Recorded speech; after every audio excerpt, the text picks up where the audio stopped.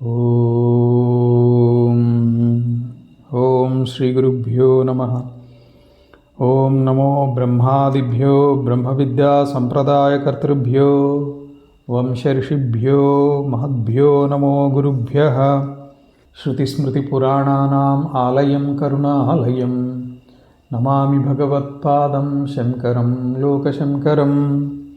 శంకరం శంకరాచార్యం కేశవం బాదరాయణం సూత్రభాష్యకృతౌ వందే భగవంతౌ పునః పునః. ఈశ్వరో గురురాత్మేతి మూర్తిభేదవిభాగినే వ్యోమవద్వ్యాప్తదేహాయ దక్షిణామూర్తయే నమః. 5 శ్లోకాల్లో దాదాపుగా ప్రతి దాంట్లోనూ 8 ఉపదేశాలు ఉంటాయి. 5 శ్లోకాలు సాధన పంచకము, 5 × 8 40 ఉపదేశాలు ఇందులో మనకి వివరించబడతాయి. ఇప్పటికి మనకి 8 అయినాయి. 2వ శ్లోకం.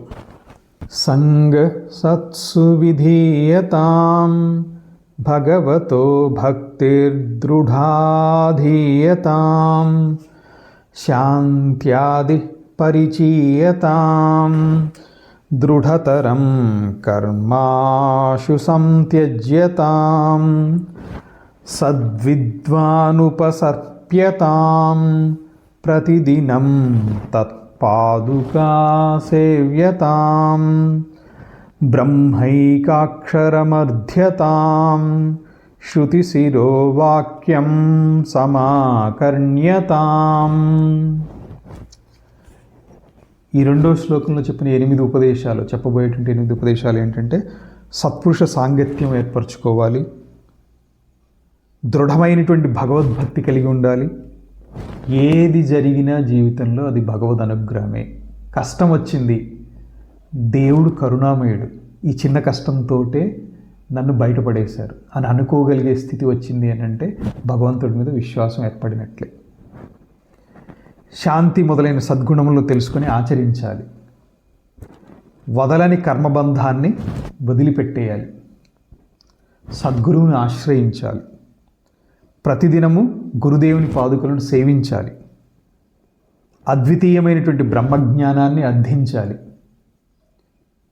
వేదములకు శిరస్సు వంటి ఉపనిషత్తుల వాక్యములను శ్రవణం చేయాలి. ఈ 8 ఉపదేశాలు 2వ శ్లోకంలో చెప్పబడినటువంటివి. ఒక్కొక్క దాన్ని వివరంగా చూద్దాం. మొదటిది సంగ సత్సు విధీయతాం.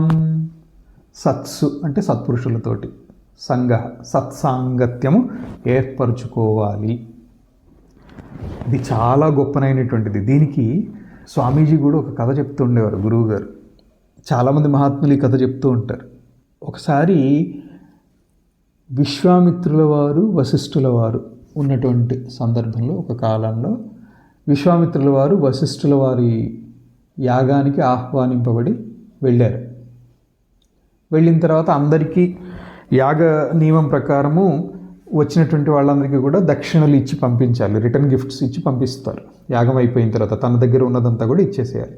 విశ్వామిత్రుల వారి వంతు వచ్చింది. విశ్వామిత్రుల వారి వంతు వచ్చినప్పుడు వశిష్ఠుల వారు, ఈయన బ్రహ్మర్షి మహాత్ముడు, ఈయనకి ఇవ్వదగినటువంటి వస్తువు నా దగ్గర ఏముంది అని చెప్పి ఆలోచన చేసి సభలో అందరూ వింటుండగా ఈ విశ్వామిత్రుల వారికి మనము చేసినటువంటి సత్సాంగత్యంలో 1% నేను విశ్వామిత్రుల వారికి ధారపోస్తున్నాను అంటారు. విశ్వామిత్రుల వారికి కోపం వస్తుంది. నేను ఇంత తపస్సు చేసి ఇంత ఇది చేస్తే నాకు సత్సాంగత్యంలో 1% ఫలితం ఇస్తారా అని చెప్పి చర్చ మొదలు పెడతారు. మొదలు పెడితే వచ్చిన మహర్షులందరూ కూడా ఇద్దరూ సామాన్యులు కాదు. అది కాకుండా విశ్వామిత్రుడికి కోపం ఎక్కువ. ఆయన శపించినా శపిస్తాడు. దీన్ని ఏ విధంగా పరిష్కరించాలి? సరే, ఒక కమిటీ వేశారు. 3 మహాత్ములు, 3-4 మహాత్ములు ఏర్పడి ఆ కమిటీలో వశిష్ఠుల వారిని ఇద్దరిని కూర్చోబెట్టి అడుగుతారు. వశిష్ఠుల వారు అంటారు, నేను ఇచ్చినటువంటి ఫలితం చాలా గొప్పనైనటువంటిది, సత్సాంగత్య మహిమ ఇంత అని చెప్పడానికి లేదు. కానీ విశ్వామిత్రుడు ఒప్పుకోడు. అయితే నువ్వు నిరూపిస్తావా అంటే, ఓ దాందేముంది, తప్పకుండా నిరూపించవచ్చు. దీనికి సాక్షిగా ఈ కమిటీ సభ్యుల ముందే ఈ సభ్యుల ముందే దీనికి మనం సాక్ష్యం తీసుకుందాం. ఎవరెవరిది సాక్ష్యము అంటే భూదేవిది, సూర్యుడిది, వాయుదేవుడిది, అలాగే సముద్రుడు అనుకుంటా. అలా నలుగురిది. వాళ్ళని అడిగి ఆ నలుగురు ఏదైతే చెప్తారో ఈ విషయం గొప్పదా కాదా అని ఏదైతే చెప్తారో దానికి తగ్గట్టుగానే ఇంక మనం తదుపరి ఏం చేయాలని ఆలోచన చేద్దాము అంటారు. అయితే మరి ఆ నలుగురి దగ్గరికి వెళ్ళి వాళ్ళ విచారణ ఎలా తీసుకురావాలి? విశ్వామిత్రుడు అనుకుంటారు ఈ వశిష్ఠుడు వెళ్ళి వాళ్ళని తీసుకొస్తే వాళ్ళని ఏదైనా మభ్యపెట్టవచ్చు, బయాస్ అయిపోవచ్చు వాళ్ళు. అందుకని నేనే వెళ్ళి వాళ్ళని తీసుకొస్తాను సాక్ష్యం చెప్పించడానికి అందరి ముందు అని చెప్పి విశ్వామిత్రుడు బయలుదేరుతారు. సూర్యుడి దగ్గరికి వెళ్తారు. సూర్యుడి దగ్గరికి వెళ్తే నేను జగత్తుకి ప్రకాశం ఇవ్వవలసినటువంటి డ్యూటీ నాకు వేశారు కాబట్టి నేను ఇక్కడి నుంచి కదలలేను. దీనికి ఏదైనా ఉపాయం చూడండి, జగత్తుకి వెలుతురు మాయం కాకుండా ఉండేటువంటి ఉపాయం ఏదన్నా మీరు చెప్పండి, దాన్ని అక్కడ ఏర్పరిస్తే నేను మీ వెంట రావడానికి నాకే అభ్యంతరం లేదు అంటాడు. సరే ఆలోచించి వస్తానని విశ్వామిత్రుడు వెళ్ళిపోతారు. అలాగే వాయుదేవుడిని అడుగుతారు, నేను నిరంతరం వీస్తూనే ఉండాలి, లేకపోతే జీవులకి ప్రాణం కడగట్టిపోతుంది, దానికి ఏదైనా ఉపాయం చూడండి, నేను మీ వెంట రావడానికి సిద్ధమే. అదేవిధంగా భూదేవి, సముద్రుడు అయిపోయింది. నలుగురిని ఆలోచించి చివరికి విశ్వామిత్రుడు మళ్ళీ ఇక్కడికే వచ్చేస్తారు. వచ్చేసేసి నేను నలుగురితోటి మాట్లాడాను, కానీ వాళ్ళు ఈ విధంగా ఒక ఉపాయం ఏదన్నా చూసి వాళ్ళ చేసేటువంటి కర్తవ్యాన్ని నిరోధం లేకుండా ఉండేటట్టు చేస్తే ఇక్కడికి వచ్చి సాక్ష్యం చెప్పడానికి వాళ్ళు సిద్ధం. సరే, నీరు తీసుకురాలేకపోయారు, అయితే కాబట్టి మరి వశిష్ఠ మీరు వెళ్ళి తీసుకుని రాగలుగుతారా అంటారు. సరే నేను వెళ్తాను అంటారు. వెళ్ళి ముందుగా సూర్యుడి దగ్గరికి వెళ్తారు. అదే విధంగా చెప్తే విశ్వామిత్రుల వారికి నేను 1% ఏదైతే ఇచ్చానో అందులో పావు భాగం మీరు ఉన్నటువంటి ప్రదేశంలో ప్రకాశవంతంగా నిలుస్తూ తన దగ్గర ఉన్నటువంటి జపమాలని ఆ విశ్వామిత్రుల వారికి ఇచ్చినట్టు 1%లో పావు భాగంతో అభిమంత్రించి అక్కడ నిలిపితే సూర్య తేజస్సుతో అది వెలుగుతూ ఉంటుంది. సూర్యుడు సంతోషించి వశిష్ఠుల వారితో వచ్చేస్తారు. అలాగే వాయుదేవుడి దగ్గర 0.5% తన దగ్గర ఉండేటువంటి చామరం అంటే విసనకర్ర అంటాం కదా, దాన్ని అభిమంత్రించి అక్కడ స్థిరపరిస్తే వాయుదేవుడు ఏ విధంగా అయితే మందరంగా ఆహ్లాదంగా వీస్తూ ఉంటారో అలా జగత్తంతా కూడా వాయువు వీచేలాగా ఆ చామరం పనిచేస్తూ ఉంటుంది. అదేవిధంగా భూదేవిని తీసుకురావడానికి భూదేవిని ఆధారంగా ఉన్నటువంటి ఆదిశేషుడు, భూదేవి గారు ఆదిశేషుడిని తీసుకురావడానికి వెళ్ళారు. ఆదిశేషుడి దగ్గర కూడా అలాగే ఒక 0.25% తన యోగదండాన్ని మంత్రించి భూమికి ఆధారంగా ఉంచి ఆదిశేషుని తీసుకుని వస్తారు. అలాగే సముద్రుడి దగ్గర కూడా కమండలాన్ని అభిమంత్రించి సముద్రంలో ఉండేటువంటి జీవజాతులన్నీ కూడా ఆ కమండలంలో విడిపోతాయి. సముద్రుడు కూడా వెంట వచ్చేస్తాడు. ఈ విధంగా నలుగురిని తీసుకుని వస్తూ ఉంటే చూసేటప్పటికే విశ్వామిత్రుల వారికి అర్థమైపోయింది, వశిష్ఠుల వారు సామాన్యుడు కాదు, ఆయన చెప్పినటువంటిది అబద్ధం కాదు అని గ్రహించి ఎదురు వెళ్ళి సాధారణంగా నన్ను క్షమించండి, నాకు విశదీకరించండి అని అంటారు. విశదీకరించండి, ఈ విధంగా మీకు 1% ఇస్తా అన్నాను, కానీ అందులో పావు భాగంతో ఒక్కొక్క డ్యూటీ నలుగురివి ఏదైతే ఉన్నాయో ఆ నలుగురికి అక్కడ నేను అభిమంత్రించి ఈ విధంగా ఉంచి వచ్చాను. ఇది తెలిసిన తర్వాత మీకు ఇస్తానన్నటువంటి 1% మీరు తీసుకోవడానికి అంగీకారం అనే నేను అనుకుంటున్నాను అనగానే సంతోషంగా నేను తీసుకుంటానని విశ్వామిత్రుల వారు సత్సాంగత్యంలో 1% ఫలితంగా తీసుకుంటారు, అంటే దక్షిణగా తీసుకుని ఉంటారు. ఇది సత్సాంగత్యంలో ఉండేటువంటి మహాత్మ్యం. వ్యక్తిగతంగా నేను మళ్ళీ చెప్తున్నా, గురు సాంగత్యంలో ఉన్నటువంటి మహిమ అనేటువంటిది నేను ప్రత్యక్షంగా అనుభవించాను, ఇప్పుడు కూడా అనుభవిస్తూనే ఉన్నాను. అందుకని ఏ విధంగా చూసినా సత్సాంగత్యంతో సమానమైనటువంటిది ఇంకొకటి లేదు. ఇటువంటి సత్సాంగత్యంతో అశేషమైనటువంటి కీర్తి గడించినటువంటి వాళ్ళలో అర్జునుడు, సాక్షాత్తు పరమాత్మతో సాంగత్యం మనందరికీ భగవద్గీత లభించింది. అలాగే నారదుడి సావాసంతో ధ్రువుడు, ప్రహ్లాదుడు, శుక్రి సాంగత్యంతో పరీక్షిత్ మహారాజు, భాగవతం వచ్చింది అక్కడ. అందుకనే త్రిజగతి సజ్జన సంగతి రేఖా భవతి భవార్ణవతరణే నౌకా. ఈ భవసాగరాన్ని దాటాలి అని అంటే ఈ 3 లోకాల్లో కూడా దాటించగలిగేటువంటి నౌక ఏది అని అంటే సత్సాంగత్యమే అని భజగోవిందంలో భగవత్పాదులు వారు చెప్పారు. సత్సాంగత్యంలో ఉన్నప్పుడు ఇతర ఆలోచనల ప్రవాహము మనకి తెలియకుండానే నిరోధించబడుతుంది. ఈ పాటికి ఇది మీకు అనుభవం అయి ఉంటుంది. ఈ గంట సేపు వినేటువంటి టైంలో ఇతర వ్యాపకాలు మనస్సులోకి రావు. వచ్చినాయి అని అంటే అది ఏదో ఇంకా ప్రారంభవశాత్తు బలవత్తరమైనటువంటి కారణం ఏదో ఉండి ఉంటుంది అనుకోవాలంతే ఇంకా. కానీ చాలా సందర్భాల్లో సత్సాంగత్యంలో ఉన్నప్పుడు ఇతర ఆలోచనలు మనసులో చేరవు. అటు చేరకుండా మార్గాన్ని నిరోధించి పరమాత్మ వైపు మళ్ళించేదే సత్సాంగత్యం. మనం ఏ విధంగా ఆలోచన చేయాలి, ఎటువంటి ఆలోచనలు ఉండాలి, మన ఆత్మజ్ఞానం సాధించాలంటే దానికి ఎటువంటి మార్గం ఉంది, ఎలా దానిలో పురోగమనం చేయాలి, ఎటువంటి సాధనా మార్గంలో ఎటువంటి సాధక బాధకాలు రావచ్చు, వాటిని ఏ విధంగా నివారించాలి, లేదా వాటిని ఏ విధంగా అభివృద్ధి చేసుకోవాలి, మంచి విషయాలైతే ఏ విధంగా అభివృద్ధి చేసుకోవాలి, ఇవన్నీ తెలియాలంటే సత్సాంగత్యం లేకపోతే ఎలా తెలుస్తాయి? సో ఇది మొదటిది. రెండవ ఉపదేశము, భగవతో భక్తిర్దృఢాధీయతాం. జీవితంలో మంచి చెడు, సుఖము దుఃఖము, కష్టము నష్టము, లాభము కలుగుతూనే ఉంటాయి. ద్వంద్వాలు లేకుండా జీవితం ఉండదు. మానవము అవమానము, ఎంత గొప్ప మహాత్ముడికి కూడా అవమానము జరగదు అనేం లేదు. అది వాళ్ళు గ్రహించారా, స్వీకరించలేదా, అక్కడ భేదం వస్తుంది. జరిగే ప్రతిదీ కూడా పరమాత్మ యొక్క లీలయే. ఇది భగవంతుడి అనుగ్రహంతో జరుగుతోంది. అదేంటండి, చెడు జరిగితే భగవంతుడి అనుగ్రహం అని ఎలా అంటారు? పాజిటివ్ థింకింగ్లో చూస్తే ఒక చిన్న కథ. ఒక వ్యక్తి చాలా పాజిటివ్ థింకింగ్ తోటి ఉంటాడు. ఎట్టి పరిస్థితుల్లో కూడా దైన్యం పొందనటువంటి మానసిక స్థితిని చేరుకున్నాడు. అతన్ని ఆ స్థితికి ఎలా వచ్చాడో గ్రహించుదామని చెప్పి ఇంకొక మహాత్ముడు అడుగుతాడనమాట.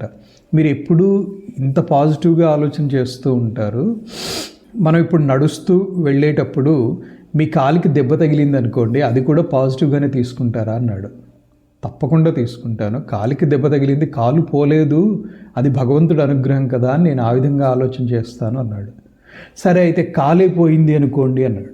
కాలే పోయింది అనుకుంటే ఇంకొక కాలు ఉంచాడు కదా దేవుడు, అది సంతోషిస్తాను. 2 కాళ్ళు పోయితే ఇలా ఒక్కొక్కటి అడుగుతాడు. అడిగి చివరికి గ్రహించింది ఏంటంటే, ఏది జరిగినా ఆ వ్యక్తి ఉన్నటువంటి స్థితి పరమాత్మ యందు అత్యంతమైనటువంటి అవ్యాజమైనటువంటి ప్రేమతోటి, పరమాత్మ తప్ప ఇంకొకటి లేదు అనేటువంటి భావనలో ఉన్నాడు కాబట్టి ఆ స్థితికి రాగలిగాడు. ఏది జరిగినా పరమాత్మ ఇచ్చే. పెద్ద నష్టం జరిగినా కూడా దానికంటే ఇంకా మించి జరగకుండా పరమాత్మ అనుగ్రహించారు. దాంతో నాకు అవసరం లేదేమో అనుకున్నా తీసేశారు. ఇటువంటి ఆలోచనలో ఉన్నటువంటి వాడు, ఈ ఆలోచన ఎప్పుడు వస్తుందంటే, ఇలా ఆలోచన నాకు డెవలప్ కావాలి అనే ఆలోచన ప్రయత్నం చేస్తే రాదు. పరమాత్మ యందు భక్తి ప్రేమ పెరుగుతుంటే ఆటోమేటిక్గా ఈ ఆలోచనలు వచ్చేస్తాయి. సో ఇటువంటి భక్తిని పెంచుకోవాలి. ఈ విశ్వాసం కలిగినటువంటి వ్యక్తికి సత్పురుష సాంగత్యం వలన భగవంతుని యందు భక్తి అంకురించి దినదినము క్రమాభివృద్ధి పొందుతూ ఉంటుంది. సత్సాంగత్యంలో పాల్గొన్నాము, విన్నాము, దానిని మననం చేశాము, ఆచరించడానికి ప్రయత్నం చేశాము. ఇలా చేస్తూ ఉంటే దినదిన ప్రవర్ధమానం అవుతుంది భగవంతుని యందు భక్తి. భక్తి అంటే ఏంటి? సా పరానురక్తి ఇది భక్తి. భగవంతుడి యందు అవ్యాజమైనటువంటి ప్రేమ. భగవంతుడు తప్ప నాకు ఇంకొకటి శాశ్వతమైనటువంటి వస్తువు ఇంకొకటి లేదు, నిరంతరము నన్ను రక్షించేటువంటిది లేదా నన్ను అనుసరించి నా వెంట ఉండేటువంటిది ఒక పరమాత్మ తప్ప ఇంకొక వస్తువు లేదు. ఇటువంటి అవ్యాజమైనటువంటి ప్రేమ జనిస్తుంది, దినదినము వృద్ధి చెందుతుంది. ఈ ప్రేమ అంటే ఇది మామూలుగా వట్టి మాటల్లో చెప్పుకునేటువంటిది లౌకికమైనటువంటి ప్రేమ కాదు, ఇది పరమ ప్రేమ. అందుకనే పాతంజలి యోగ సూత్రాల్లో కూడా సా త్వస్మిన్ పరమ ప్రేమ రూపా అని నారద భక్తి సూత్రాల్లో చెప్తారు నారద మహర్షి. ఎప్పుడన్నా సమయం అనుగ్రహిస్తే మనం నిరంతరం సత్సాంగత్యం చేద్దాము అనేటువంటి ఉద్దేశంలోనే అందరము ఉన్నాం కాబట్టి సమయానుకూలతని బట్టి ఒకరోజు నారద భక్తి సూత్రాలు కూడా చెప్పుకోవచ్చు. ఒక రోజులో అయిపోతుందని కాదు, ఒక సందర్భంలో మనం నారద భక్తి సూత్రాలు కూడా చెప్పుకుందాం. భగవంతుని పట్ల ఉత్కృష్టమైనటువంటి ప్రేమను కలిగి ఉండటమే భక్తి అని నారద మహర్షి భక్తి సూత్రాల్లో నిర్వచించారు. ప్రపంచంలో ప్రేమ అనేటువంటిది తెలియనటువంటి వాళ్ళు లేరు. కాకపోతే వస్తువుల యందు ప్రేమ ఉంటుందా, వ్యక్తుల యందు ప్రేమ ఉంటుందా, గృహ ఆరామముల యందు ప్రేమ ఉంటుందా, అలా ప్రేమ యొక్క గమ్యం మారుతుంది. ఇదే ప్రేమకి గమ్యం పరమాత్మే అయితే అది పరమ ప్రేమగా మారుతుంది, అదే భక్తిగా మారుతుంది.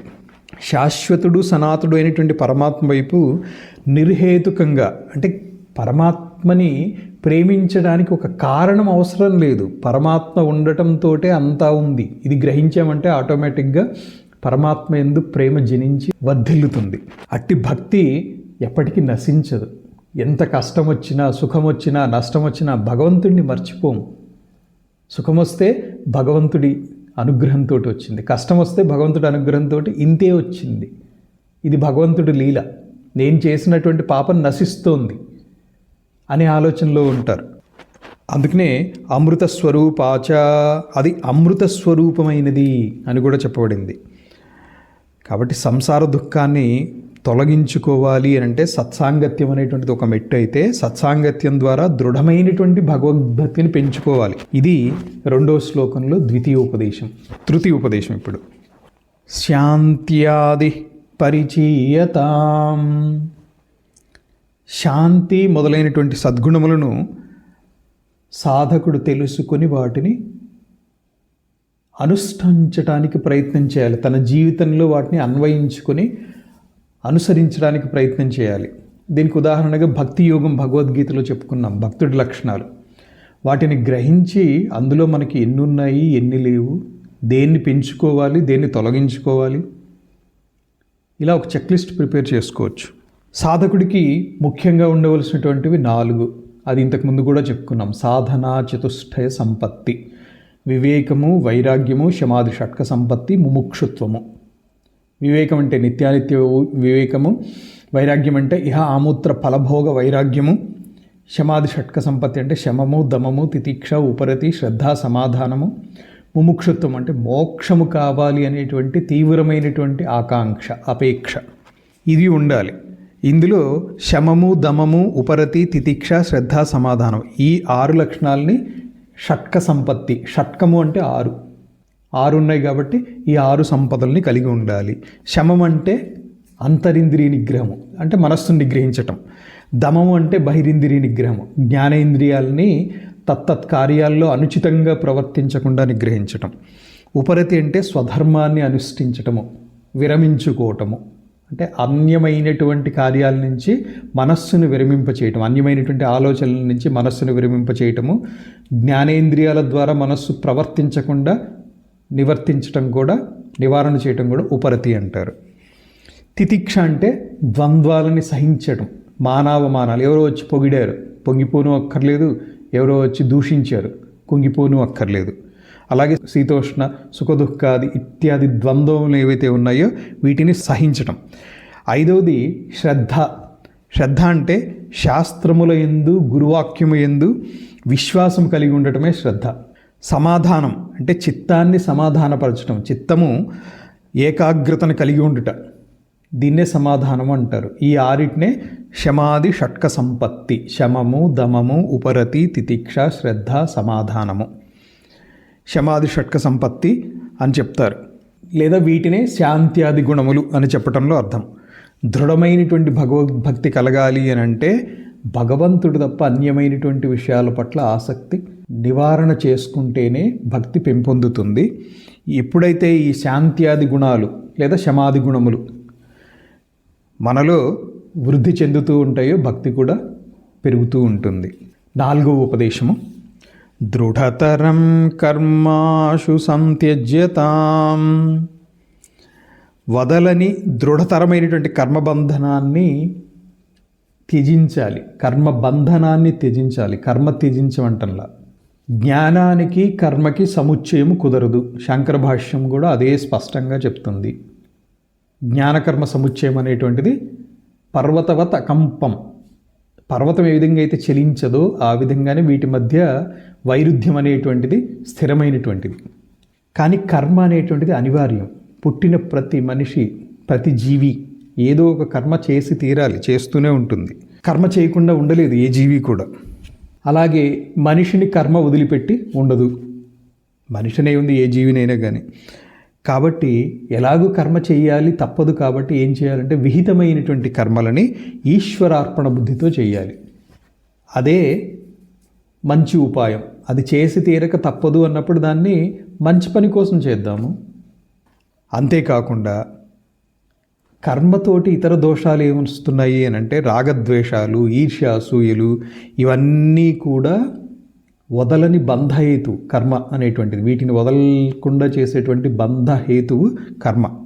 కాబట్టి దాన్ని జాగ్రత్తగా వదిలిపెట్టాలి. వదిలిపెట్టడం సాధ్యం కాదు అన్నారు కాబట్టి ఏం చేయాలి అంటే ఈశ్వరార్పణ బుద్ధితోటి ఏ కర్మ చేసినా కూడా నిర్వర్తించటం ద్వారా ఈశ్వరుని యొక్క సామీప్యతని అనుభవించగలుగుతాం, ఆనందించగలుగుతాం. 5వ ఉపదేశము సద్విద్వాన్ ఉపసర్ప్యతాం. సద్విద్వాన్, విద్వాన్ అంటే పండితుడు లేదా జ్ఞాని. ఎవరు అంటే గురువు. సద్గురువుని ఆశ్రయించండి.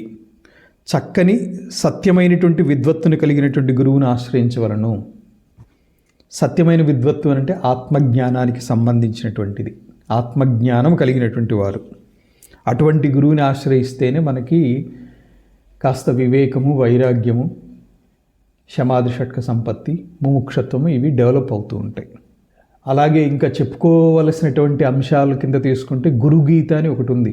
శివుడు పార్వతీదేవికి చెప్పినటువంటిది, స్కాంద పురాణ అంతర్గతమైనటువంటిది. అది కూడా ఆ గురుగీత కూడా ఇంతకుముందు ఒకసారి చెప్పాను, ఒకసారి 2 సార్లు చెప్పాను. కాస్త చాలా కాలమైంది. మళ్ళీ ఎప్పుడన్నా సమయము సందర్భం వస్తే ఆ గురుగీతను కూడా మనం సత్సాంగత్యంలో చర్చించుకోవచ్చు. గుకార అంధకార రుకార తన్నివర్తక. గు అనేటువంటి అక్షరము అంధకారాన్ని సూచించేటువంటిదైతే రు అనేటువంటి అక్షరము తన్నిరోధకం, తన్నివర్తకం అంటే దాన్ని పోగొట్టేటువంటి వాడు. అంధకారాన్ని పోగొట్టేటువంటి వారు ఎవరైతే ఉన్నారో వారే గురువు అనేటువంటిది గురుగీతలో ఈ వివరణ వస్తుంది, వ్యాఖ్యానం. ఎటువంటి అంధకారము? అజ్ఞానం అనేటువంటి అంధకారాన్ని రూపుమాపేటువంటి వాడు గురువు. ఇందుకనే కబీర్ కూడా గురువు గోవిందుడు ఇద్దరూ వచ్చి ఎదురుగుండా నిలిస్తే నేను గురువుకి నమస్కరిస్తాను. కారణం ఏంటంటే గోవిందుణ్ణి పరిచయం చేసినటువంటిది గురువే అని చెప్పి కబీర్ దోహేలో చెప్తారు. అది చాలా పాపులర్ దోహాలు అవి. అందుకనే సాధకుడు సద్గురువుని ఆశ్రయించాలి. ఆ సద్గురువు యొక్క లక్షణం ఏంటంటే ఆత్మజ్ఞానం అనేటువంటిది తెలిసి ఉన్నటువంటి వాడు, కలిగి ఉన్నటువంటి వాడు. ఆ కబీర్ దాస్ దోహాకి ఇందులో తెలుగు అనువాదం ఒకటి చెప్పారు.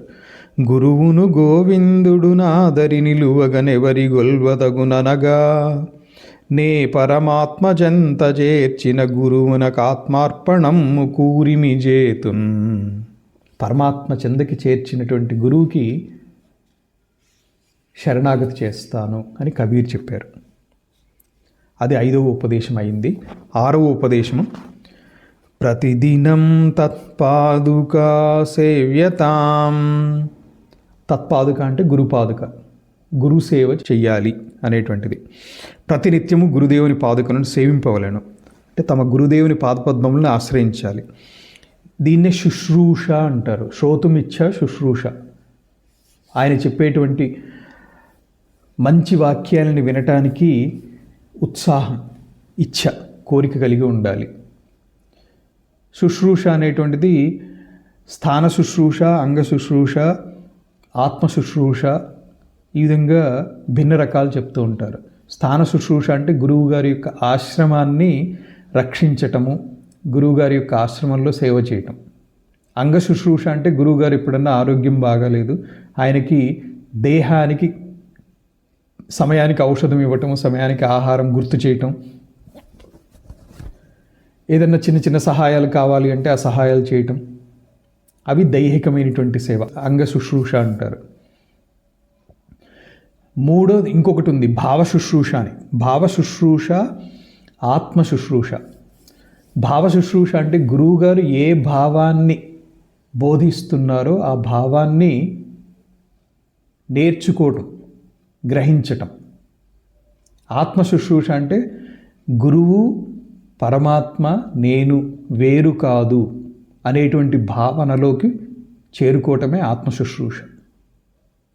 ఇలా భిన్నమైనటువంటి శుశ్రూషలు వివరించబడ్డాయి శాస్త్రంలో. అసలు ఎందుకు గురువు అవసరము జీవితంలో? ఇది ఆలోచన చేయండి. గురువు కనపడగానే నమస్కరించాలి. ఎందుకు నమస్కరించాలి? నమస్కరించడం అంటే మగవాడైతేనేమో సాష్టాంగం చేయమంటారు, ఆడవాళ్ళైతేనేమో హృదయము ఉదరము నేలకు తగలకుండా మోకాళ్ళ మీద తల నేల కాంచి పంచాంగ నమస్కారం చేస్తే అది సాష్టాంగం కిందనే పరిగణించాలి అని చెప్పారు, పరిగణిస్తారు. స్త్రీకి ఉదరము హృదయము నేలని తగలద్దు అని చెప్తారు. ఇది ఎందుకు చేయాలి? ఈ విధంగా నమస్కరించడం ద్వారా ఒకటి మనలో ఉండేటువంటి భక్తి, విధేయత, వినమ్రత ప్రకటించటం, మనకంటే శ్రేష్ఠులు గొప్పవారి ముందు వినయ విధేయతలు కలిగి ప్రవర్తించాలి. అది ఒక అర్థం. రెండోది ఏంటంటే, శిరస్సు నేల మీద ఆంచి నమస్కారం చేస్తున్నామంటే మన అహంకారం మొత్తాన్ని కూడా గురువుకి సమర్పించేసేస్తాం. గురువు ముందు మన అహంకారం ఏమాత్రం ఉండకూడదు. నిరహంకారంతో నేను మీ ముందు ఉన్నాను, గురుదేవ నన్ను ఉద్ధరించండి అనేటువంటి భావన. అతడే భక్తుడు, శిష్యుడు కాగలడు. గురువు కనిపిస్తే నమస్కారం ఎందుకు చేయాలి? వివేకానంద స్వామి కూడా రామకృష్ణ పరమహంసని వెంటనే గురువుగా అంగీకరించలేదు. కానీ పరీక్షించిన తర్వాత ఇంత గొప్ప గురువు అని గ్రహించిన తర్వాత సర్వస్వ శరణాగతి చేశారు, ఆత్మార్పణ చేసుకున్నారు వివేకానంద స్వామి. అణుకువ విధేయంగా ఉన్నవాడే గురువు చెప్పేటువంటి జ్ఞాన లక్షణాలని, జ్ఞాన వాక్యాలని అవగతం చేసుకుని ఆచరించగలుగుతాడు. కాబట్టి గురువుకి తత్పాదుకా సేవ్యతాం అంటే భక్తితో నమస్కరించడం, నిరహంకారంతో సేవించటం, గురువు యొక్క భావాలను ఆదర్శాలకు అనుగుణంగా తన జీవితాన్ని మలుచుకోవటమే గురుపాదుకులను సేవించుట. ఇది 6వ ఉపదేశం. 7వ ఉపదేశం బ్రహ్మైకాక్షరమర్ధ్యతాం. సరే, గురువుకు శుశ్రూష చేశాము. శుశ్రూష చేసి ఏదో ఒకటి గురువు అడుగుతారు, ఏదో ఒక సందర్భంలో వీడికి ఏం కావాలి, ఏ స్థాయిలో ఉన్నాడని వాళ్ళు పరీక్ష చేసే ఇస్తారు, ఊరికేమి ఇచ్చారు. సందర్భవశాత్తు అడిగితే ఏం కోరుకోవాలి? ఆత్మజ్ఞానమే కోరుకోవాలి. నాకు బ్రహ్మజ్ఞానాన్ని ప్రసాదించండి అని కోరుకోవాల్సినటువంటి అవసరం వస్తే అద్వితీయమైనటువంటి బ్రహ్మజ్ఞానాన్నే అర్థించాలి. అంతేగాని ఐహికమైనటువంటి భోగభాగ్యాలు, ధనధాన్యాలు, నేను ఇల్లు ఎప్పుడు కట్టుకుంటాను గురువుగారు, దానికి ఏ జ్యోతిష్కుడో లేకపోతే చిలక జ్యోత్స్యం ఎవరిని అడిగితే వాళ్ళే చెప్తారు. ఇంకా బాగా ఆత్మజ్ఞాన గురువుల దగ్గర ఇవి అడిగి వాళ్ళని ఇబ్బంది పెట్టడమే. మనం అద్వితీయమైనటువంటి బ్రహ్మజ్ఞానాన్ని అర్థించాలి. అక్షరము, అఖండము, అద్వితీయమైనటువంటి బ్రహ్మమును గురించినటువంటి జ్ఞానమును బోధించమని గురువుని ప్రార్థించాలి. దీన్నే భగవద్గీతలో కూడా చెప్తారు. తద్విద్ధి ప్రణిపాతైన పరిప్రశ్నేన సేవయా ఉపదేక్ష్యంతితే జ్ఞానం జ్ఞానిన తత్వదర్శిన. సాష్టాంగ దండ ప్రణామం ఆచరించి సేవ చేసి కపటం లేకుండా వినయ విధేయతలను ప్రదర్శించడం వలన కపటం ఉండకూడదు గురువు ముందు. ఈయనకేం తెలుస్తుందిలే, ఈయన కనిపించిన కాసేపు కాస్త వినయంగా ఉంటే నేను మంచివాడు అనుకుంటారు. నష్టం మనకే. కపటం లేకుండా వినయ విధేయతలతో సమయాన్ని గ్రహించి, అంటే గురువుగారు ఏదో అనుష్ఠానంలో నిమగ్నులై ఉన్నారు, ఆ సందర్భంలో వెళ్ళేసేసి గురువుగారు నాకు ఆత్మజ్ఞానం బోధించండి అని అంటే అది చిరాకు పెట్టడం. ఆయన స్థితిని గ్రహించి ఎప్పుడు అడగాలి, ఎప్పుడు అడగద్దు, అదే తద్విద్ధి ప్రణిపాతేన పరిప్రశ్నేన సేవయా. సమయం సందర్భం గ్రహించి అడిగితే పరమాత్మ తత్వాన్ని తెలిసినటువంటి జ్ఞానులు సంప్రీతులై నీకు కావాల్సినటువంటి బ్రహ్మజ్ఞానాన్ని, దాన్ని నీవు ఆకళింపు చేసుకోగలవు చేసుకునేటువంటి అర్హత పొందావు అని వాళ్ళకు అనిపిస్తే చెప్తారు అని. ఇది భగవద్గీత కూడా గురువు దగ్గర జ్ఞానభిక్షని యాచించటం ఎలా అనేటువంటిది సూచించింది. ఇదే మనం ఉపనిషత్తుల్లో కూడా శంకర భాష్యంలో కూడా చెప్పుకున్నాం. శాస్త్రానుసారము సమిధులని గ్రహించి గురుమేవాభిగచ్చేత్ సమిత్ పాణిపాదయ అని చెప్పుకున్నాం. తెలుసుకున్న తర్వాత బ్రహ్మవేత్త సాక్షాత్ బ్రహ్మమే అవుతాడు. బ్రహ్మవిద్ బ్రహ్మైవ భవతి. బ్రహ్మమును తెలియగోరేవాడు కూడా బ్రహ్మమే అవుతాడు చివరికి. కాబట్టి సాధకుడు సద్గురువుని ఆశ్రయించి సేవించి జ్ఞానభిక్షను ప్రసాదించి తరింపచేయమని ప్రార్థించాలి. ఇది 7వ ఉపదేశము. 8వ ఉపదేశము శృతిశిరోవాక్యం సమాకర్ణ్యతాం. శృతి శిరోవాక్యం. శృతి అంటే వేదము, శిరః అంటే సాధారణంగా శిరము అంటే తల అంటాము, ముఖ్యమైనటువంటి భాగము.